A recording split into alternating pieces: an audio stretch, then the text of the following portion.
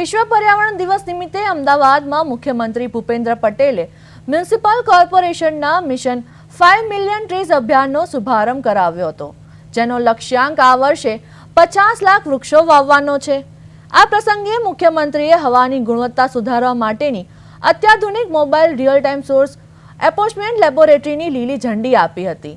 આ ઉપરાંત શહેરમાં વધતી જતી ગરમી અને હીટ આઇલેન્ડ ઇફેક્ટની સમસ્યાને પહોંચી વળવા માટે મિયાવાકી પદ્ધતિ આધારિત ક્લોગ ઓન ફોરેસ્ટ ડેવલપમેન્ટ પ્રોજેક્ટનો પણ આરંભ કર્યો હતો।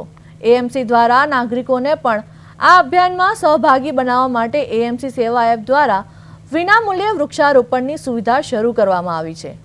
નાગરિકો ક્યુઆર કોડ સ્કેન કરીને એપ પર રજીસ્ટ્રેશન કરાવીને પોતાના ઘરે કે સોસાયટીમાં વૃક્ષારોપણ કરાવી શકશે।